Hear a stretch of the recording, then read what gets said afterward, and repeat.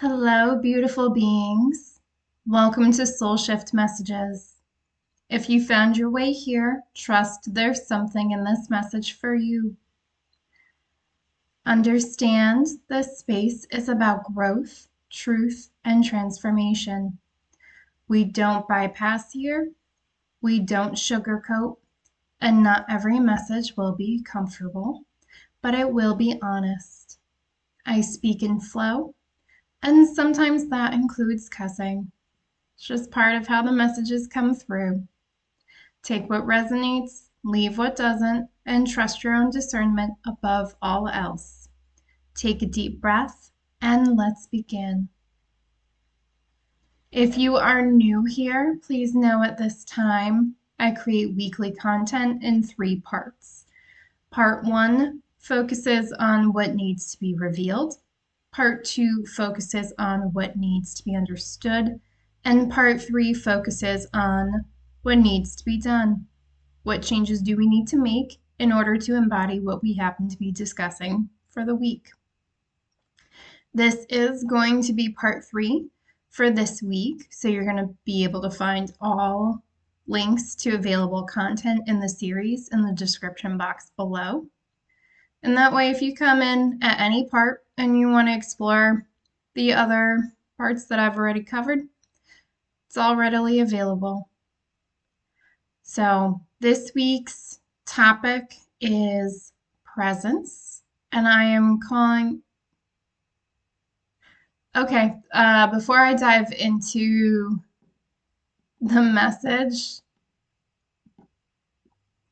okay, so short story, but I actually intended to record this video earlier in the day and essentially had to take a nap. Like, literally had to. Like, barely got to my couch before I fell asleep. Grateful to have gotten to my couch before I fell asleep. But woke up, couldn't revive this hair. Was told, pull your laundry in from your clothesline, eat something, and record this video. So that's what I'm doing.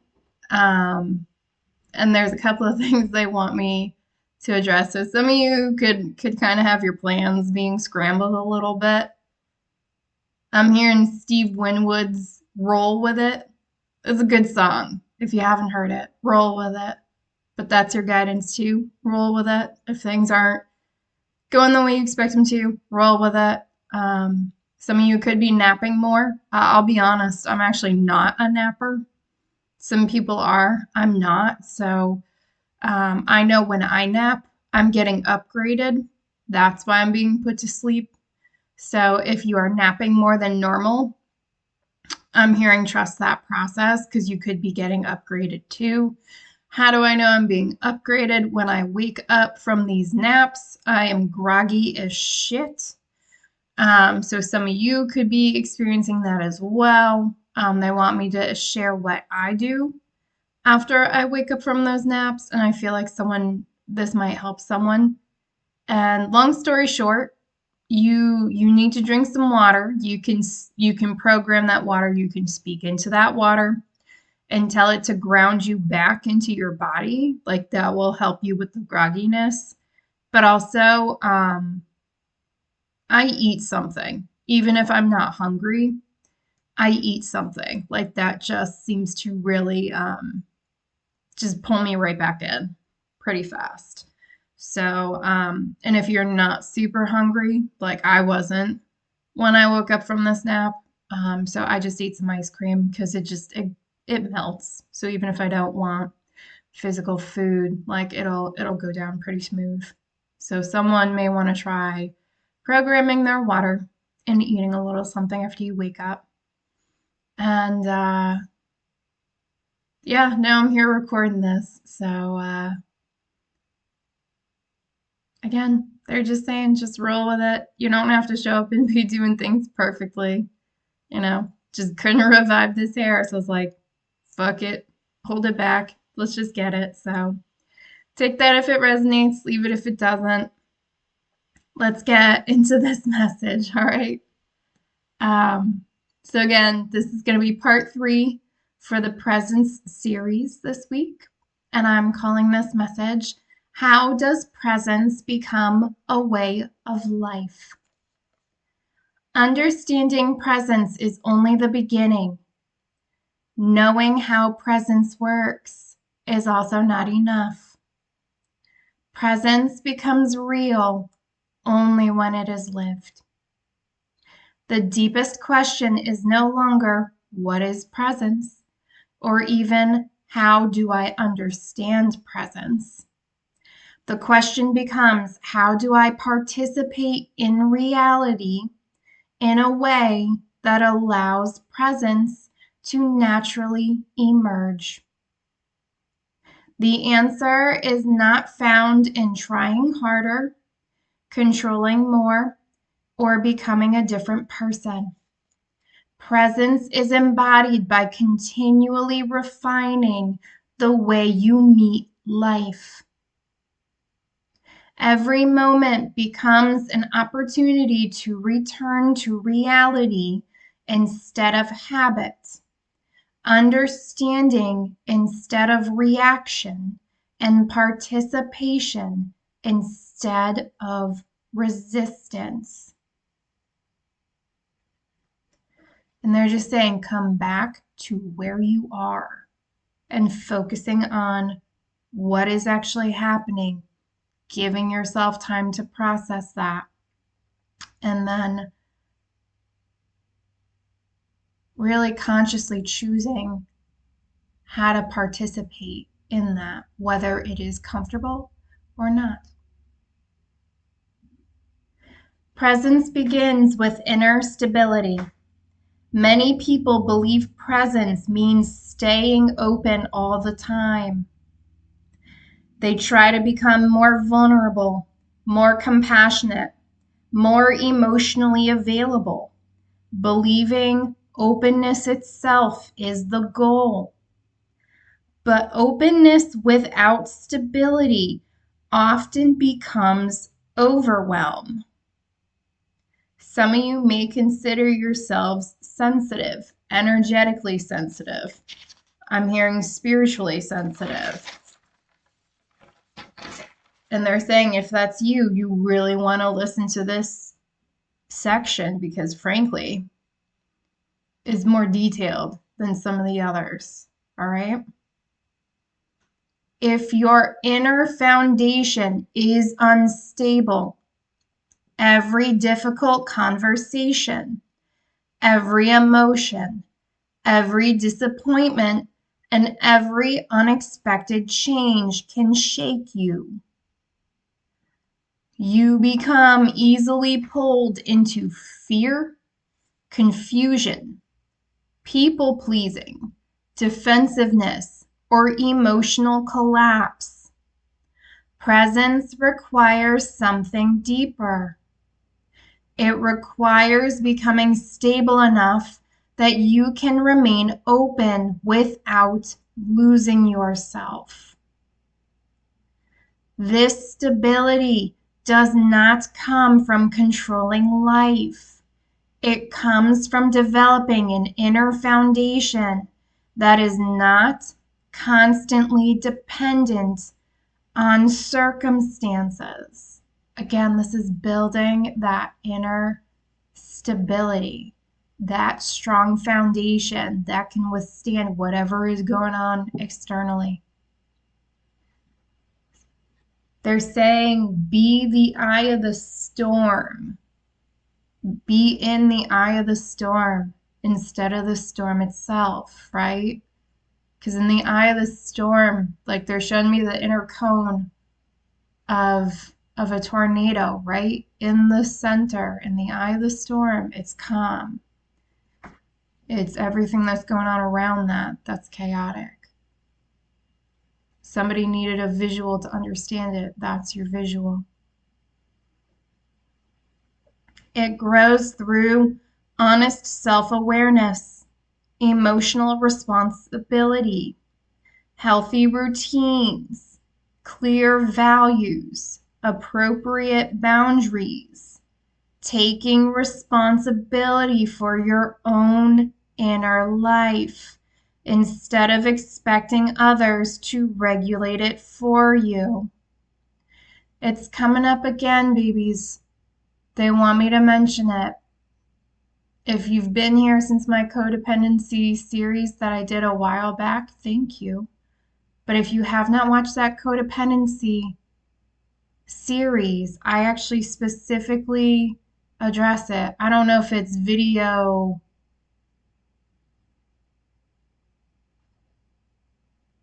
It's either video 3, 4, 5, or 6.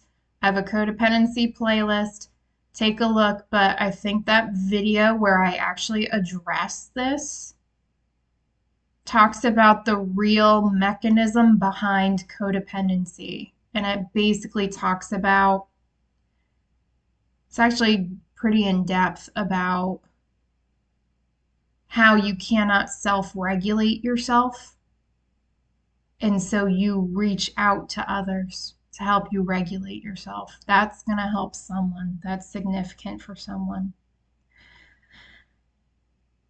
Presence is not fragile openness. It is stable openness. The stronger your foundation becomes, the more life you can meet without becoming overwhelmed. And they want me to actually take a moment to let you know I'm not telling you to entertain either extreme, right? Don't be so open and so porous that, again, you are taking everyone's shit on, right? That is the energetic entanglement with others. That's another series. That's another playlist you can look at if you're interested. I'm not going to ever encourage that because I've been there. That shit is not healthy at all. But I'm also not telling you to close off and be fearful and feel like you need to put up all these walls, all these armor, this and that. Like, no, this is really about balancing these two extremes of the same system in the middle. You need balance. It's what I would call selective permeability. What do I mean by that? You are open, but you have boundaries to what is allowed into your energy and what is not, right? Because some people do approach us with beautiful, loving energy that is genuine and reciprocal, right? And that should be allowed to flow. But not everybody comes with that energy, right? I keep hearing vampiric, parasitic. For those who don't identify with those terms, these are people who are draining. Maybe you think of them as people who are more of a taker, right? You pour into them, but they don't pour back into you. Like, you spend time with them, they leave, they're great, they're in a great mood, and you're like, bitch, I'm gonna go home and just absolutely be on my couch for the rest of the day. I have had enough. Don't even call me. That phone goes off in any way, shape, or form, I'm gonna launch it across the room. Like, that's that type of vibe. It's getting that balanced out selective permeability. All right, that's really what it's advocating. Post-nap recordings are always fun.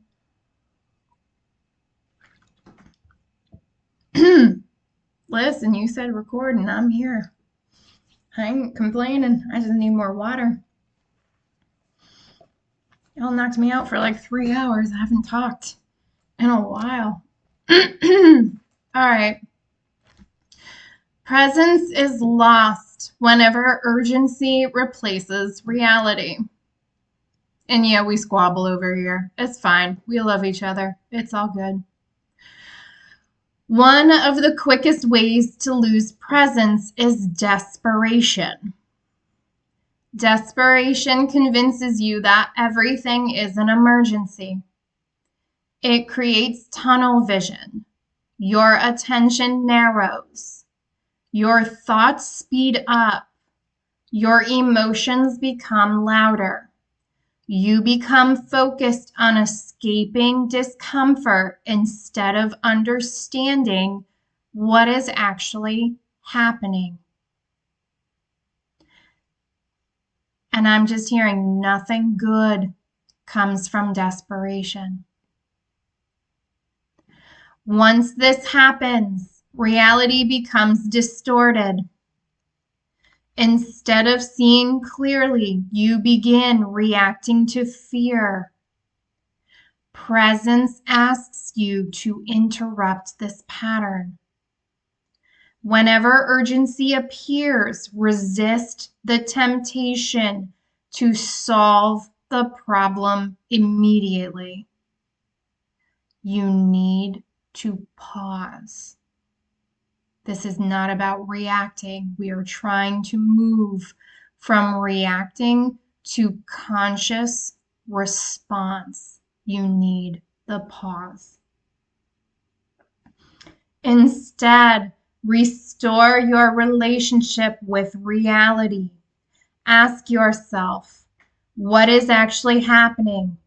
What facts do I know? What assumptions am I making? What truly needs attention right now?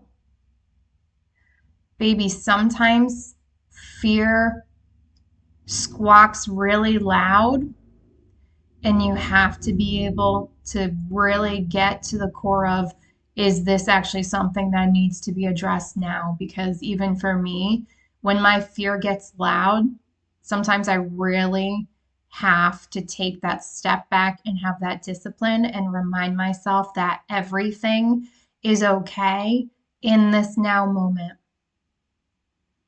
And I'm not gonna lie, if you feel like looking at the now moment is a little hard, ask yourself, if I don't address this today,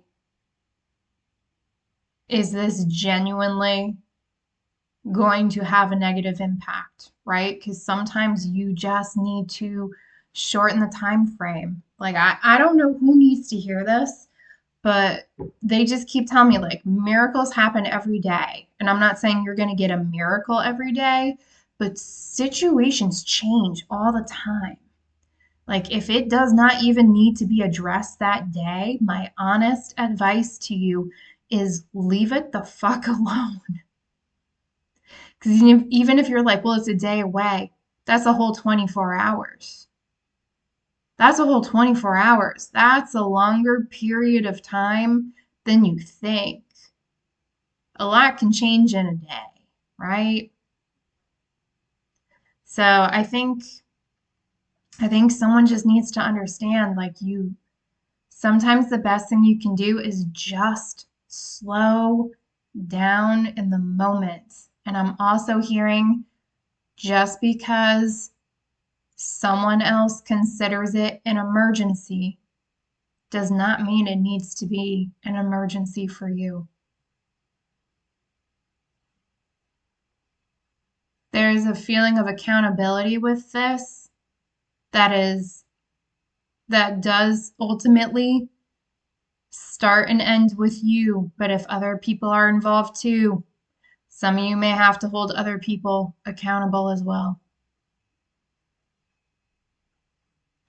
Very much use your discernment with that, because that can go a lot of ways, but that did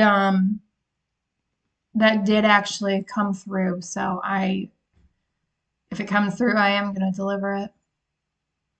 But that feels very discernment heavy. Because let's be honest, sometimes things do come through. It is urgent, it is an emergency, and it does require immediate action. All right, I'm going to leave that there.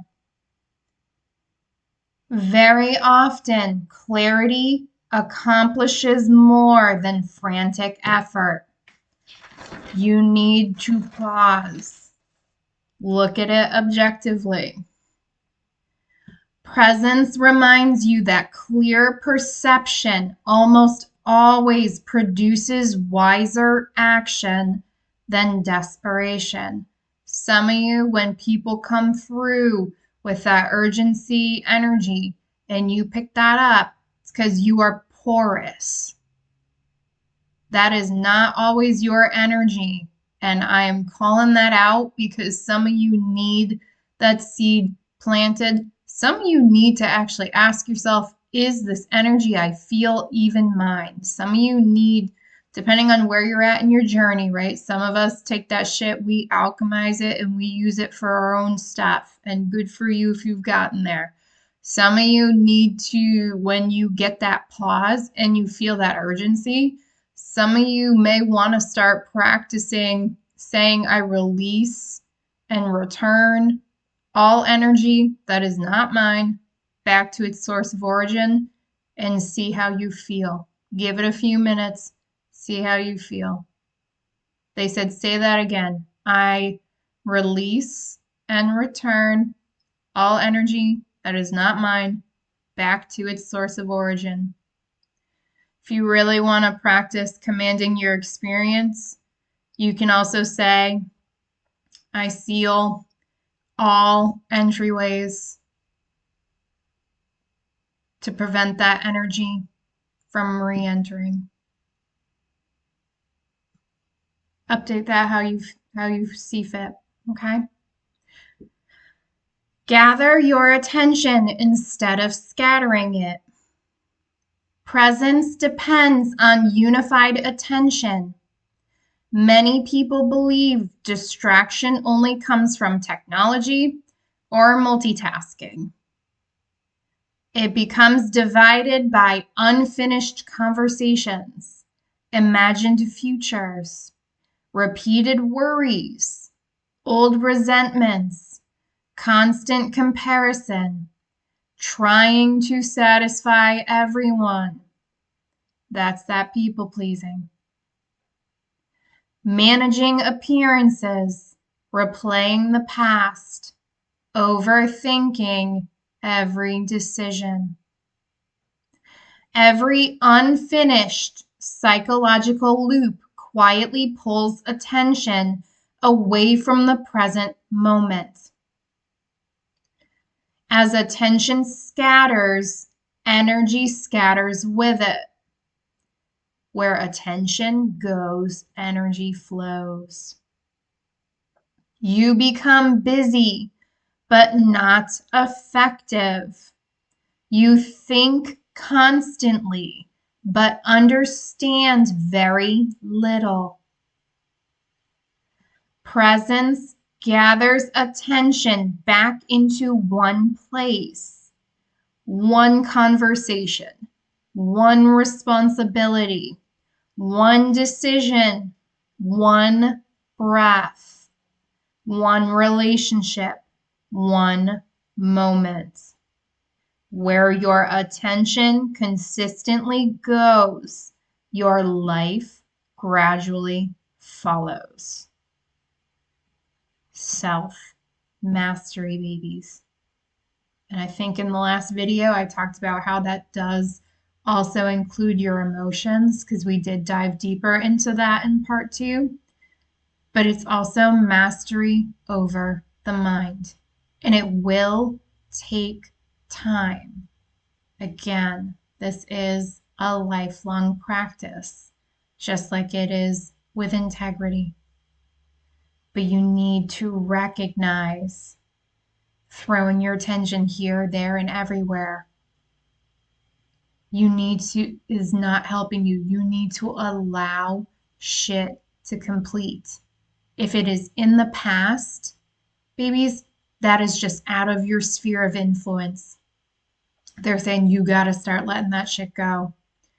The future isn't even here yet. There's an infinite number of timelines that can occur between the present moment and whatever that is. Stay focused on what is going on in front of you now, what requires your actual attention the most in this now moment. Some of you, I don't know why, but like I'm seeing my to-do list. They're showing me my notepad and my paper. Babies, I'm gonna be honest, the way I run energy over here can be a lot. I write every fucking thing down. I don't care how small it is. All right. I always have a list. Sometimes I have two lists. I actually have two notepads because I get channeled questions and I get shit to do. So I have two notepads so that I don't mix those two up. But some of you just need to start writing things down. Some of you just need a little bit more organization to help with your attention. All right? Because that will help you. Look at your list. What actually needs your attention right now? That will help you. That will help your energy be less scattered. Why? Because you'll have your list, you'll work your list, and when you're done, maybe it's just me, but that's okay if it is. When I'm done, I cross shit off, and I also write the date next to it just because some days, I don't know, just feel like I didn't do much, and it's like, no, I did 3 things, solid, even if it's a low energy day and I got one thing done, I'm like, bitch, that is solid. Like, let's go to bed. So, again, sometimes you just need to be flexible and work with what you've got.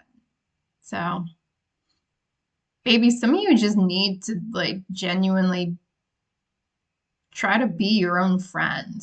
The ultimate goal is to be your own best friend, but at a minimum, if you're struggling with that, be your friend. Like, baby, you got one thing done today. Go you. All right? Attention is one of your greatest creative forces. Use it carefully. Again, where attention goes, energy flows. Be mindful and be discerning with that energy, babies. Is where you're putting it, serving your greatest and highest good. And I don't know who needs to hear this too, but a lot of my to-do list is my 3D responsibilities, right? My channeled questions is the other side of me, right? This is not about being so in the spiritual that your physical experience responsibilities fall by the wayside. It helps me balance them out. And I think that's significant for someone else too. How? I'm not sure, but I know I'm saying that for a reason. I split them out because that works for me. Some of you may not want to do that. I think some of you just need to start playing with something. And again, mine's just notepads. It's not super sophisticated. I don't want it to be super sophisticated. I just need it to be effective. I'm not in the business of overcomplicating things that don't need to be overcomplicated. So start simple, see what works for you. All right, let's keep it moving. Presence replaces defensiveness with understanding. Many people unknowingly organize their lives around self-protection, protecting their image, opinions, identity, need to be right, protecting themselves from criticism. The moment self-protection becomes more important than understanding, presence begins disappearing. Reality is replaced by performance. Listening becomes arguing. Curiosity becomes certainty. Learning becomes defending. Presence asks a different question. Instead of, how do I win? Ask, what would help me understand this more clearly? Babies, if you're approaching things from how do I win, someone automatically has to lose. That is not reciprocity. How does that serve everyone's greatest and highest good? Go in curious. See what you get for information. Try to really understand what is going on. And then make informed based decisions. This does not eliminate boundaries. Healthy boundaries remain necessary. Babies, I don't know who needs to hear this, but I'm also hearing healthy boundaries. Again, healthy. Healthy boundaries are always necessary. Even in some of the, like, I know people who are genuinely happy in their relationships. They have boundaries too. There are things they will do, there are things they will not do. Both partners allow for flexibility when flexibility is needed. They're always necessary. And I'm hearing a healthy partners, no matter whether that's romantic or not, will honor, I'm hearing reasonable boundaries. What that ultimately means, I don't know. But again, if you're here, you already know we're not in the business of extremes. Balance, healthy boundaries. And I'm hearing healthy boundaries know when to give and know when to hold strong. The difference is that boundaries protect what matters without needing to dominate another person. Healthy boundary. Say it again. Healthy boundaries remain necessary. The difference is that boundaries protect what matters without needing to dominate another person. It is not about winning. Understanding becomes more important than victory. Relationship becomes more important than ego.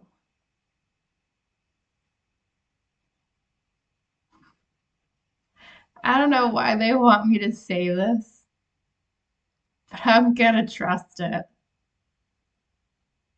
First off, I would never recommend arguing with me.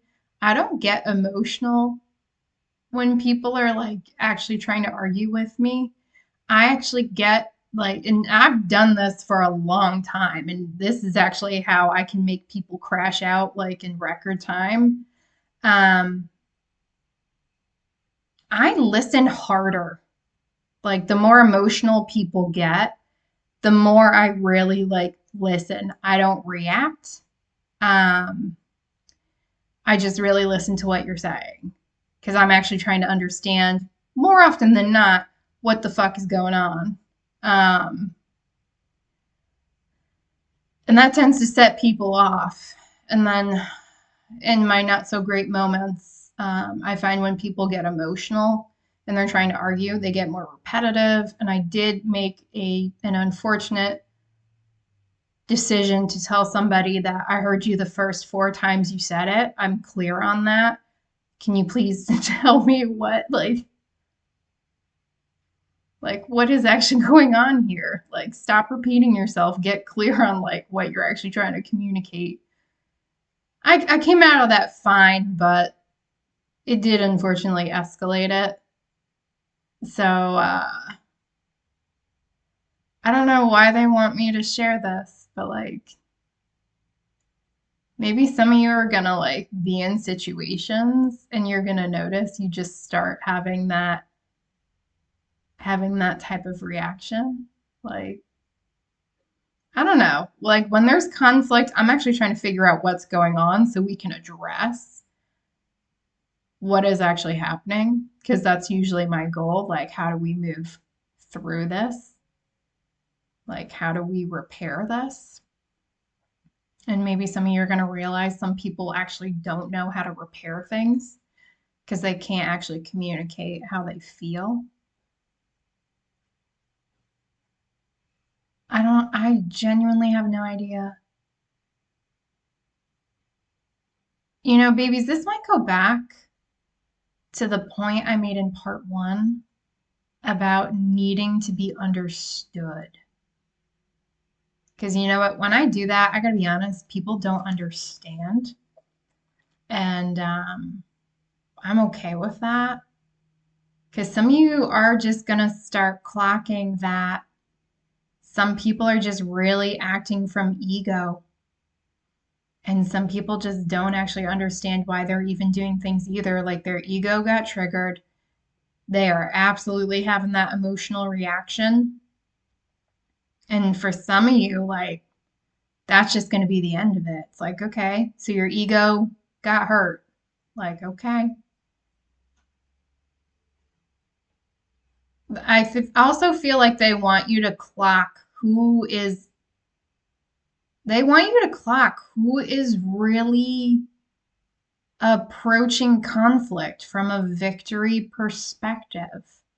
That's coming through as well. Like, who is coming into this like, I'm gonna take you down no matter what? Who domination. Thank you. Some of you need to really start clocking who is trying to dominate. And it's not for you to dominate them back. It is to recognize that that's actually what they're doing. Some of you need a word to understand what's going on with that. Some of you need to actually Google what domination is. And I'm not talking about sexual domination. Google that with discernment. I'm not going to lie now that I think about it, but some of you need to learn more about that so you can understand how that is playing out in your experience and what that is trying to show you. Because I'm not going to lie, babies, when I've seen people try to dominate me in this experience, it was indicating that I needed to do more shadow work, more shadow integration in myself. I don't get that anymore. If I do, it's very rare, and I recognize it for what it is, and I don't give them the reaction they're looking for, which usually just frustrates them more. But thankfully, I have good discernment, and I can tell who's gonna like try to, who might actually try to like hit me in the face and who might not. So no one's actually tried to hit me in the face, but it's just knowing how to move, and sometimes I've just had to walk away from things. So yeah, that's for someone. Let's get back into this. That took longer to land than I was hoping. Remove unnecessary struggle. Life naturally contains difficulty. Some situations require courage. Some require effort. Some require grief. Some require difficult conversations. Presence never asks you to avoid these. However, much suffering comes from struggles that do not actually belong to reality. Arguing with what has already happened. Trying to force outcomes that cannot be forced. Refusing to accept change. Holding onto relationships that have already changed. Comparing yourself to everyone else. Trying to control uncertainty. Resisting endings. Trying to preserve identities that no longer fit. Presence asks a simple question. Is this difficulty part of life, or is it something I am adding? Again, babies, they're saying the past is beyond your realm of control. It has already happened. You cannot go back and change that. The future hasn't even happened yet. A lot of what you actually can control is in the present moment. Are you investing your attention, your energy into things that serve your greatest and highest good and are actually happening in this now moment? And it's not about shame or blame, right? We all look at the past, we all look forward to the future, right? It is what it is, but it's just coming back to yourself, recentering yourself. Not every problem needs another layer of resistance. Sometimes reality becomes lighter simply because you stop fighting what already exists. Babies, for some of you, with arguing what has already happened and trying to force outcomes that cannot be forced, babies, they're saying that is really tied to refusing to change. Some of you are fighting things that just genuinely need to be let go. I'll go into that more in depth later on in this message, but I can say from my personal experience that the most suffering that I went through was when I wasn't willing to let go of things that needed to be let go of, things that were just, for lack of a better term, things that were just already dead. And just, I needed to be the one to release it and give it permission to go. So that's something for someone to consider. Some of you are fighting to keep things in your life that that just aren't meant to be there. Some of you, I don't know why this is coming through, but it feels like some of you have people, places, and things in your life almost as like placeholders. And that's the best word I got for it. It's like, well, this is what's here now. It's not great, not terrible. It's just given this energy of like, meh. And I'm not gonna lie, your guides and your ancestors, some of you need to be aware, like some of that shit, they look at it like from their perspective, they're like, it's a distraction.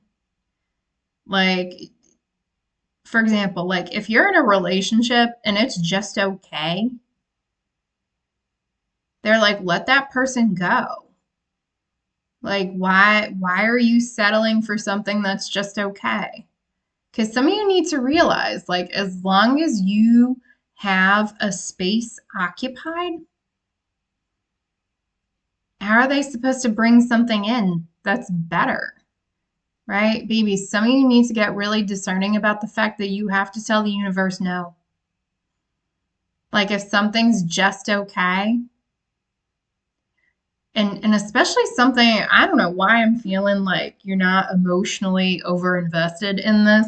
Again, it's giving like placeholder energy where it's like, it's here, it's what I got, it's working for now. Like this is the face they're giving me, like what, it's like, what is this?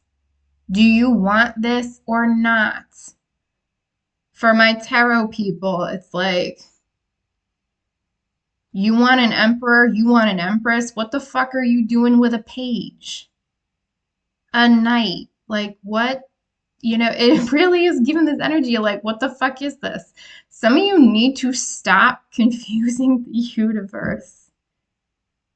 This gives me the energy of like, you say one thing, you doing this, what the fuck is it? Some of you just need to clear things out. Get discerning about what you actually want. Command your experience. Align your damn actions. Woo.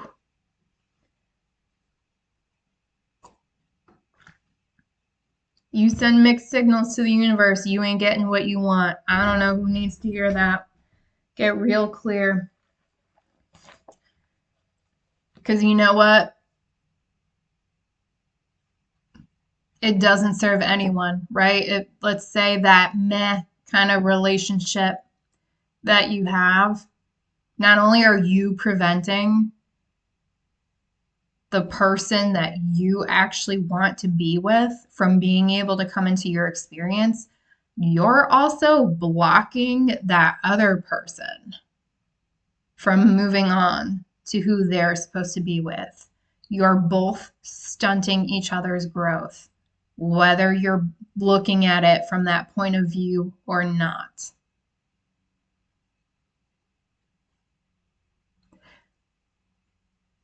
And I'm hearing, if you know it's not for you,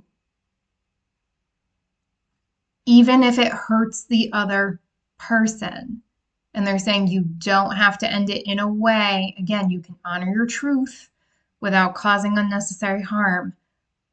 But if you break up with that person or whatever that is, even if they are hurt, you still open them up to be with who they are supposed to be. They're just saying it is a mutual disservice to both people if you just keep each other locked in place, in limbo, in stagnation, all that kind of stuff. And I know that came through as romantic, but that could even be platonic. There is realignments that are trying to occur at this time, but you need to play your part. We talked about healthy and unhealthy endings. Either you are going to mature, make these decisions, and again, some of you may find yourselves on the flip side with the unhealthy endings, and this is your guides and your ancestors letting you know, if need be, they're going to come in and they're going to whoop your ass with those unhealthy endings, and you're going to handle what you need to handle. Why? Because you got other places to be, you got other people to meet, you got other shit to do. I know I said it's big stand on business season for you. It's big stand on business season for your guides and your ancestors. I'm here to get with the program, or you're taking, or you're gonna, you can go willingly or unwillingly, either way you go. And ooh, from my experience, try to go willingly. Smoother. I'm not saying it's easier, but it's smoother. All right, let's go. Become fully alive instead of living on autopilot. There are two common ways people lose presence. The first is emotional withdrawal. You disconnect. You become numb. You stop participating. You move through life without truly feeling connected. The second is automatic living. You continue functioning. You go to work. You complete responsibilities. You maintain relationships, but almost everything happens through habit instead of conscious choice. Presence restores life in both directions. If you have become numb, it invites you to reconnect. If you have become mechanical, it invites you to become conscious again. Presence means participating in your life instead of simply existing within it.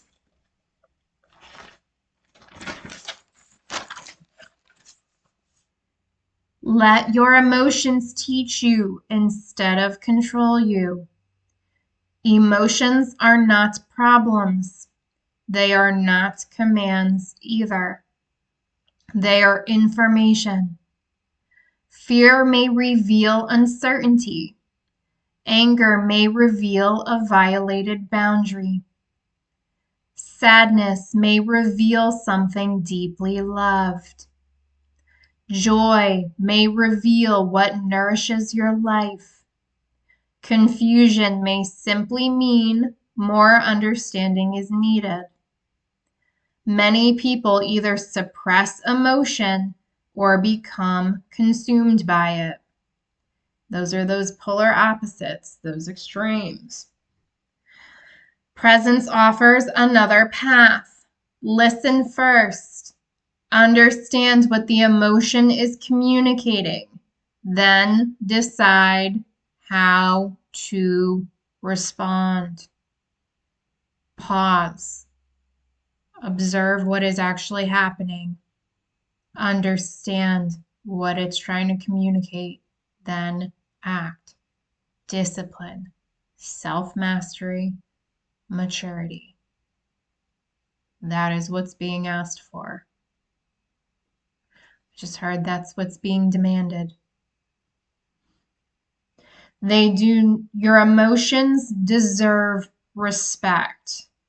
We ain't bypassing that shit over here. They do not deserve absolute authority over your choices. Practice presence in ordinary life.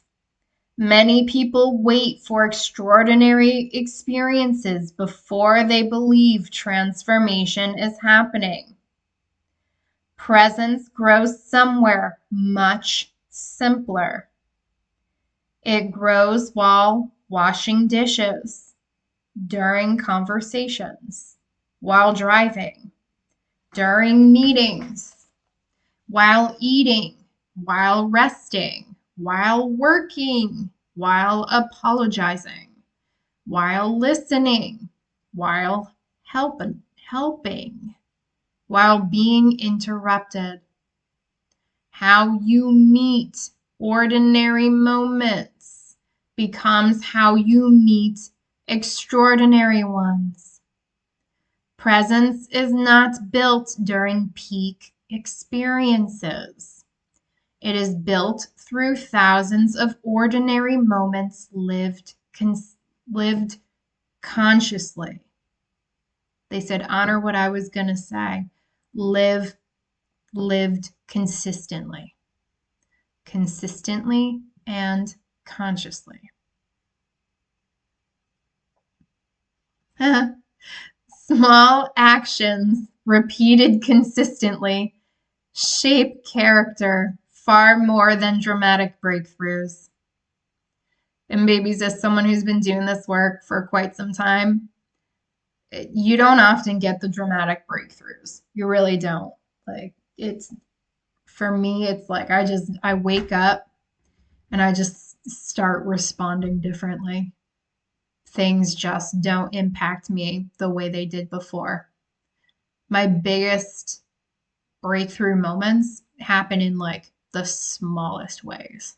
Like, that's how it's brought to my attention. It really is through the ordinary stuff.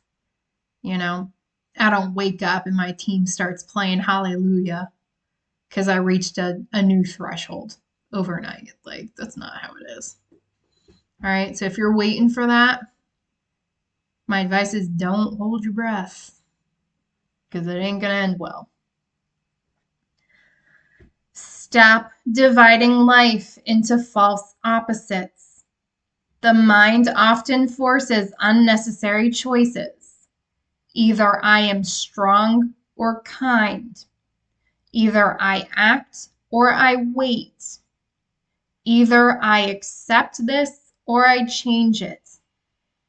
Either I care for myself or others.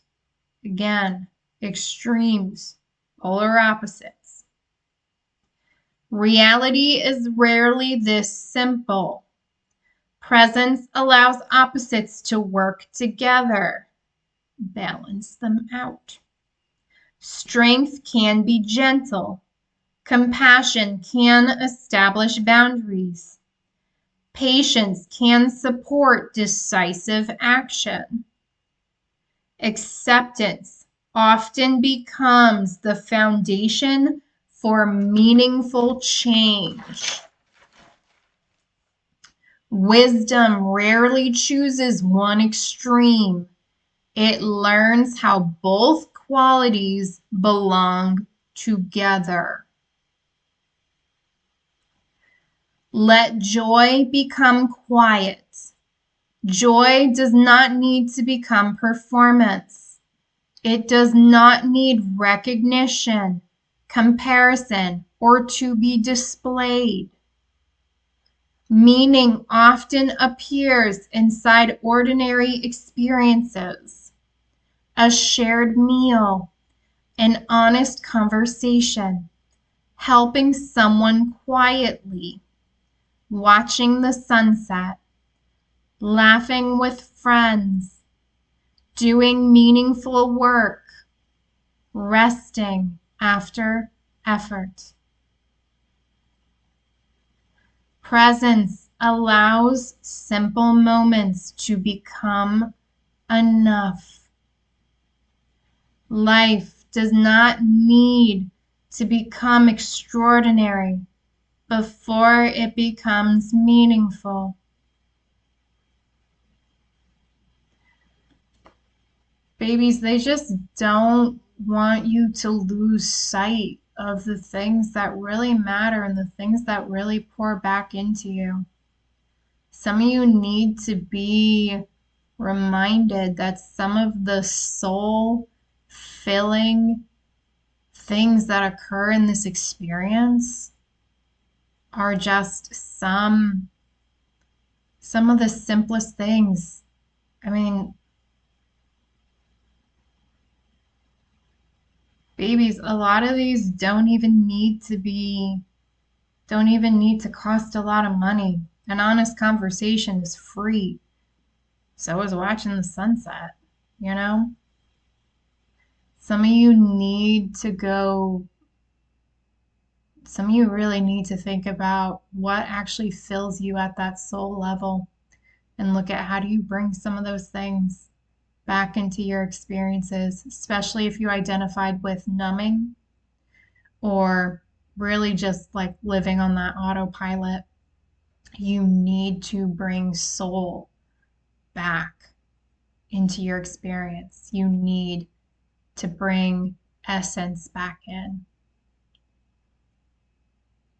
I don't know who this is for, but you are definitely some of my people. I just heard that first sip of a really good and satisfying wine. Yeah. I'm seeing one of my favorite things to enjoy. I'm seeing a damn good looking piece of chocolate cake and a red wine. Oh lordy, that is my shit. And yeah, I want them paired together. They're fine on their own, but together, if it's the right pairing, woo. But I'm a simple person in that regard. I love finding beauty and joy in that small shit. I love that. I live for that. I ain't even gonna hold you. Some of you may need to get on that kind of vibe. All right.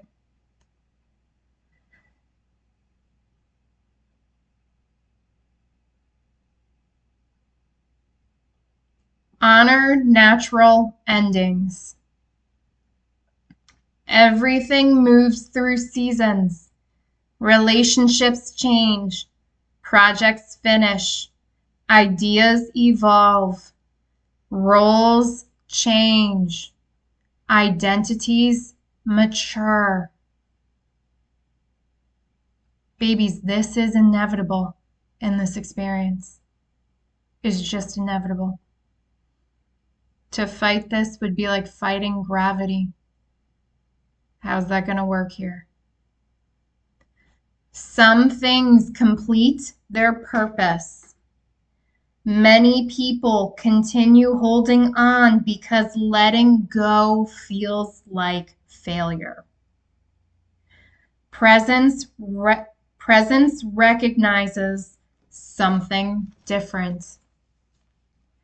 Healthy endings Healthy endings create space for healthy beginnings. The earlier you recognize completion, the less suffering becomes necessary. When endings are continually resisted, life often forces them through exhaustion, conflict, burnout, or collapse. Ending well is part of living well. Allowing what is complete to be complete and stay complete is an important skill to develop. It does not mean we end things heartless, bitter, and harmful ways. No. We just recognize what it is. We honor what cannot go forward with us, and we release it with love and gratitude. I can tell you, I've never looked at any experience as all good nor all bad. It just is what it is. And when it's done, you move forward. You take what is useful with you and you let go of the rest. Some of you are building this skill right now. Let mistakes become part of the practice. Presence is not perfection. You will become distracted. You will become reactive. You will lose perspective. You will repeat old habits. You will occasionally act from fear instead of wisdom. This is not failure. The real practice begins after the mistake. Can you notice it? Can you acknowledge it honestly? Can you repair what needs repairing? Can you learn? Can you return without shame? Presence grows through returning, not through never drifting. We all drift. I drift. Do you know how many times I got distracted writing out this message? Yeah, practice does make perfect. You know how many times I had to return and refocus back to this? It was insane.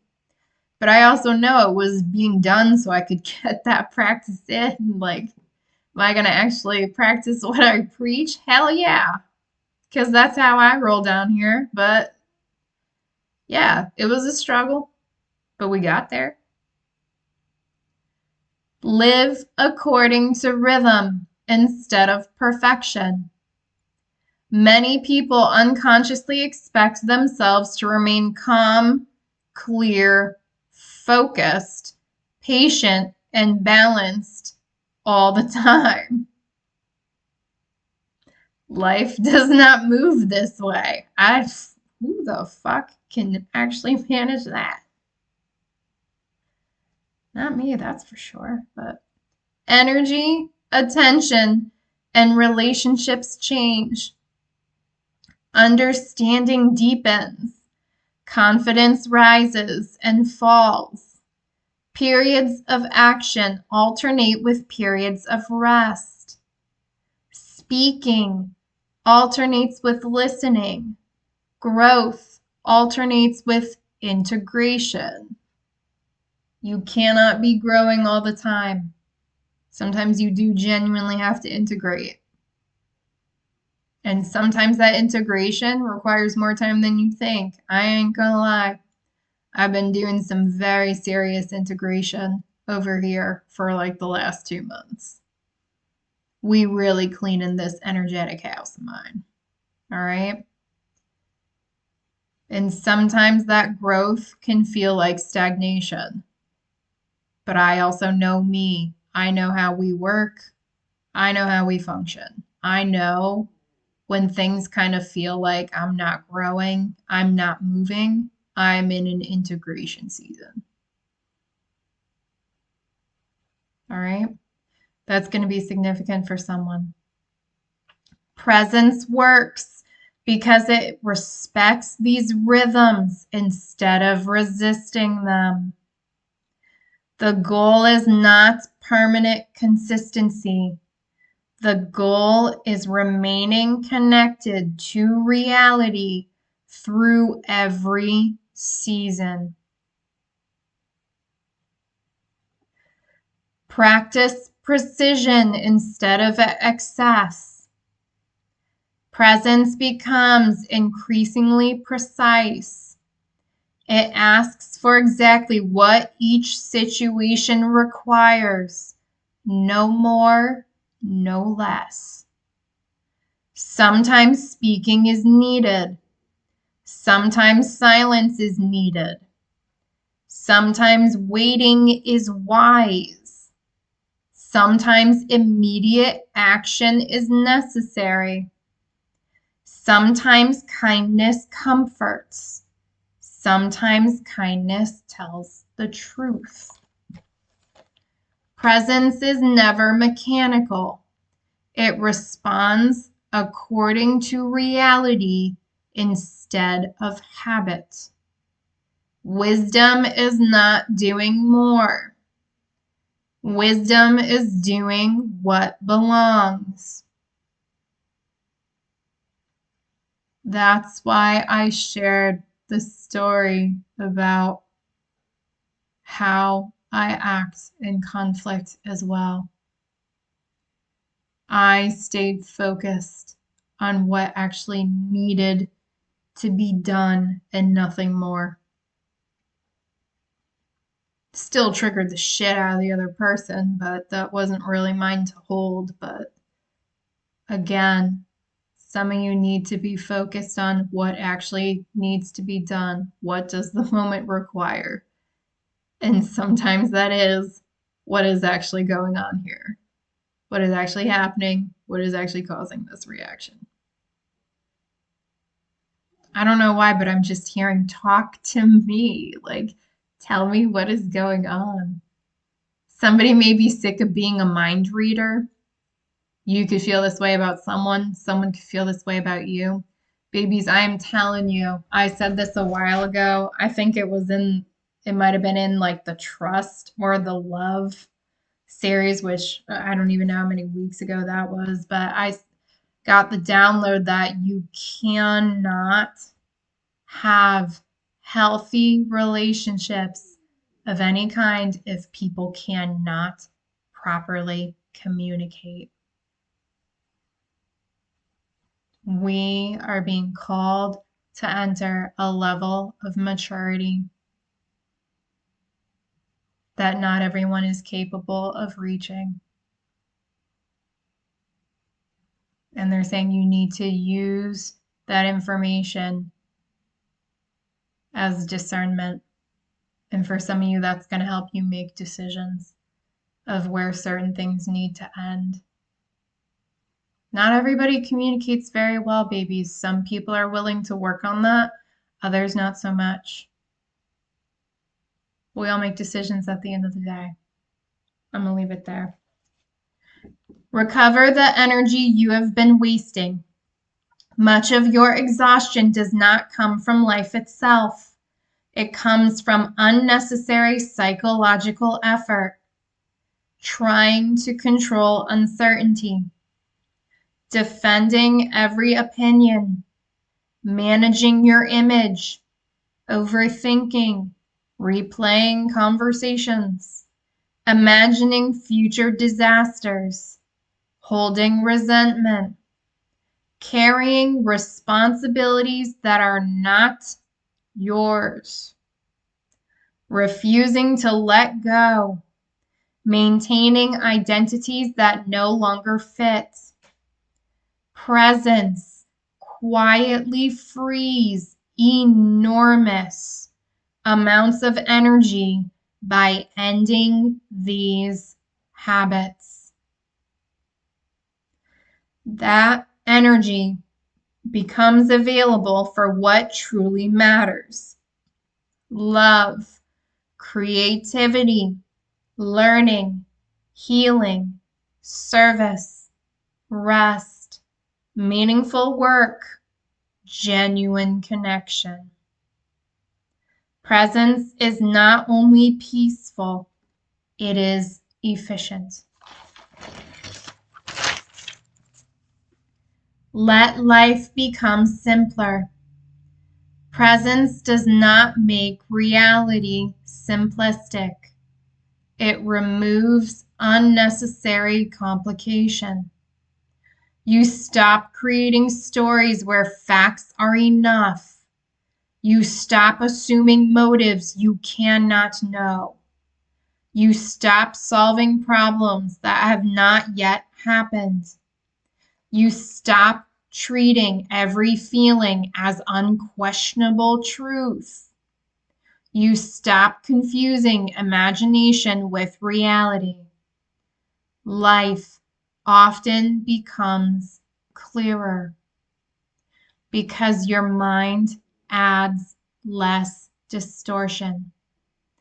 Reality is usually simpler than fear makes it appear.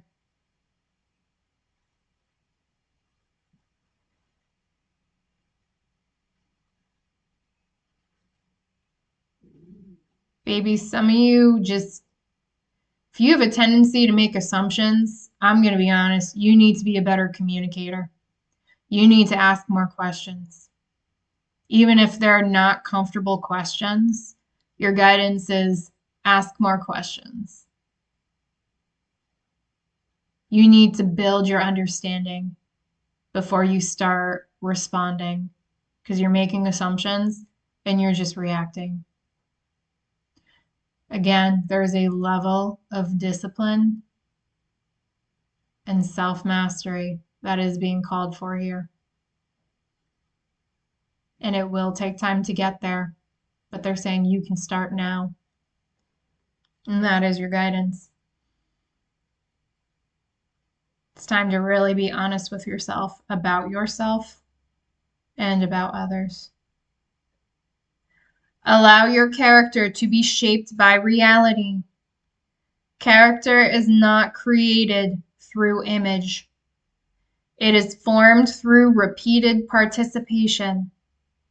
Every honest conversation, every repaired mistake, every moment of patience, every act of courage, every decision to tell the truth, every willingness to listen and actively listen, babies.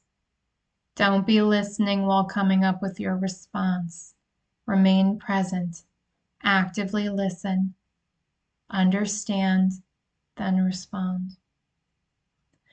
Every time you return after becoming distracted, these moments slowly shape who you become. You become more trustworthy because your words and actions align. You become more compassionate because you understand suffering. More courageous because you stop avoiding discomfort. More humble because reality continues teaching you. Character is what remains after years of living honestly. Make decisions from reality instead of fear. Many decisions are driven by fear, approval, comfort, habits, or identity. Presence introduces another way. Instead of asking, what do I feel like doing? What will make me comfortable? What will make me look successful? Ask, what is actually happening? What is needed? What serves life here? What response best fits reality? Not every wise decision feels pleasant.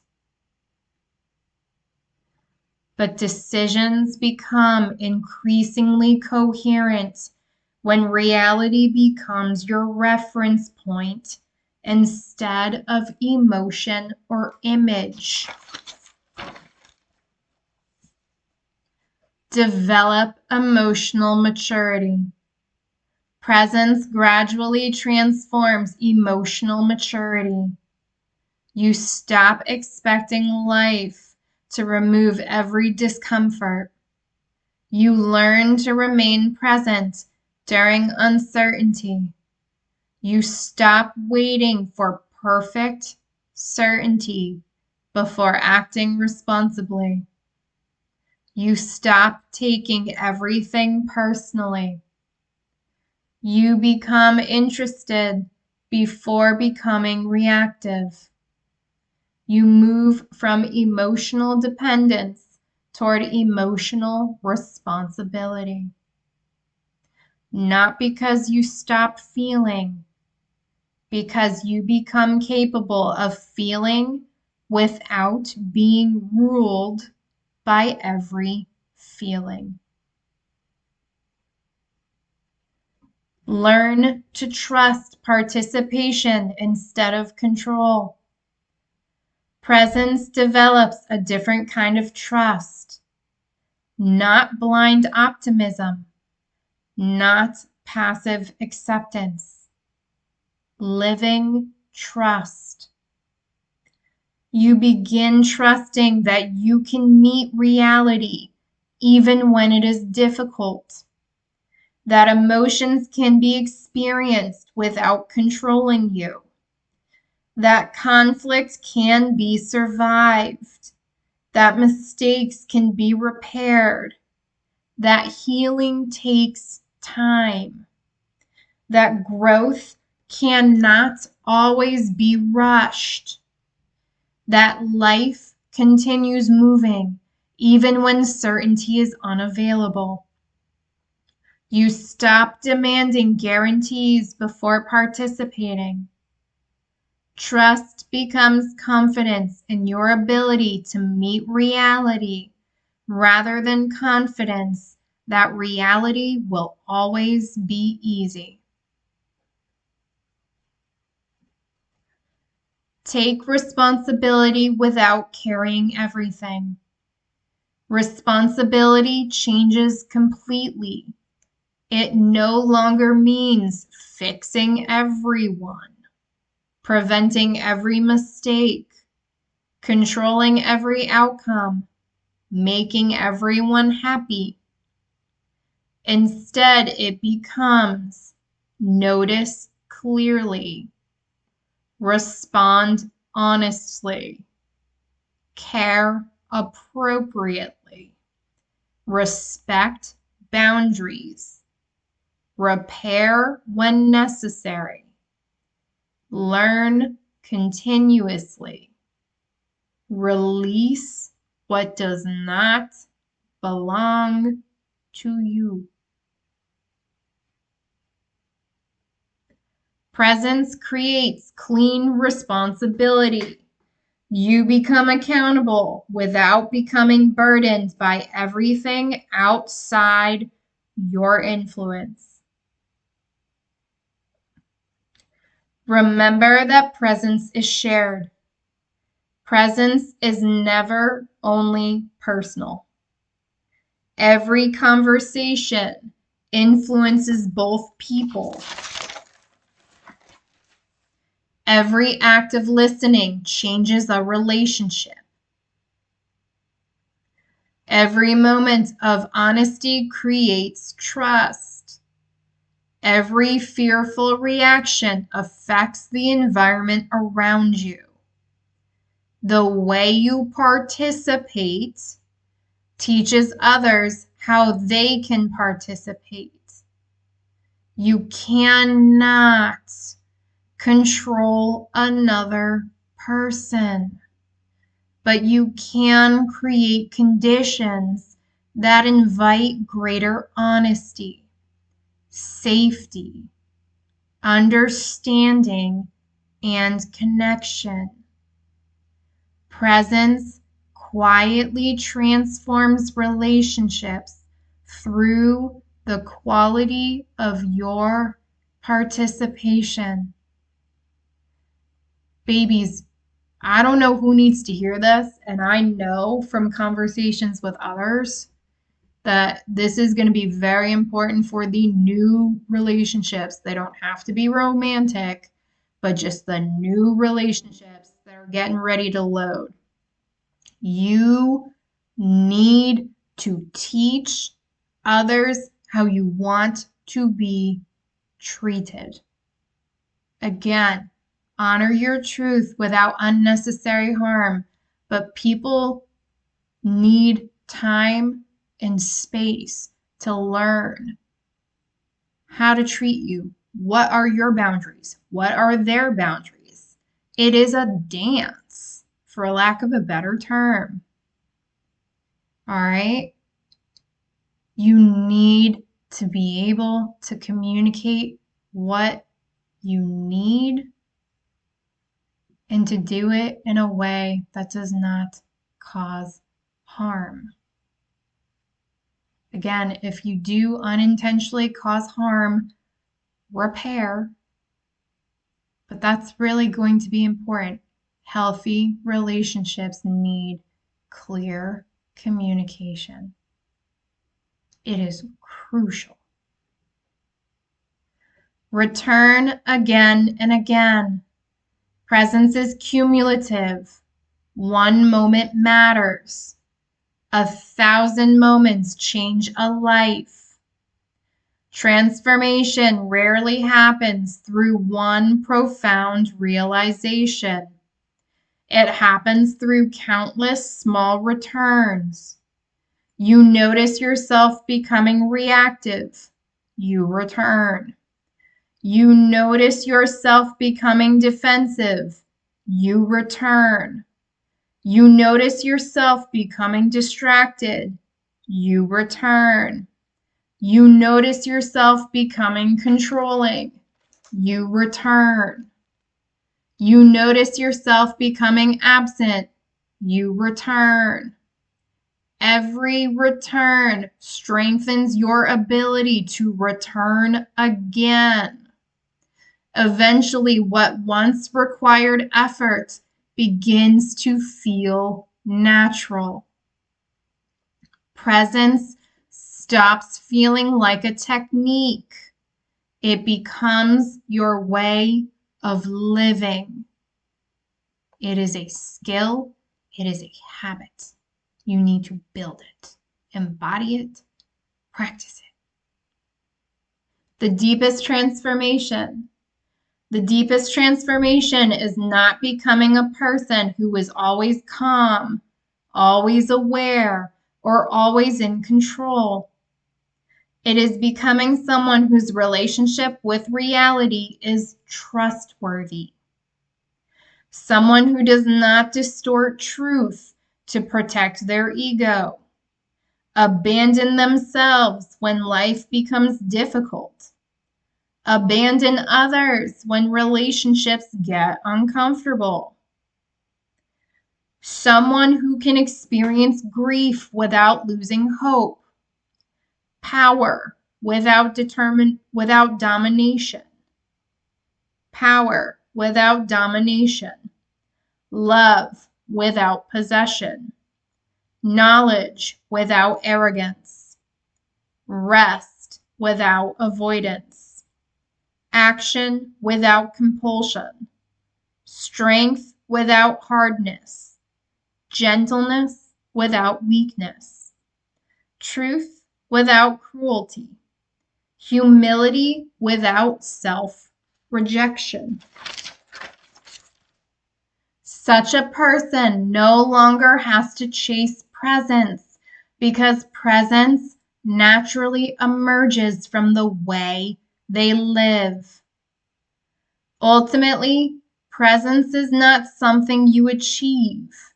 It is not a state you maintain or an identity you adopt. It is the natural result of living an honest relationship with reality, returning again and again to what is true and allowing every thought, emotion, action, relationship, and season of life to find its proper place. As your inner and outer life become more aligned, presence stops being something you practice occasionally. It becomes the quiet, steady way you perceive, choose, relate, and participate in life itself. End it there. All right. That is all I have for part 3, babies. You got this. I know you do. You just need some practice. That's all. All right. I will be back next Sunday with the next set of content. And in the meantime, take care of yourselves, beautiful beings. Bye.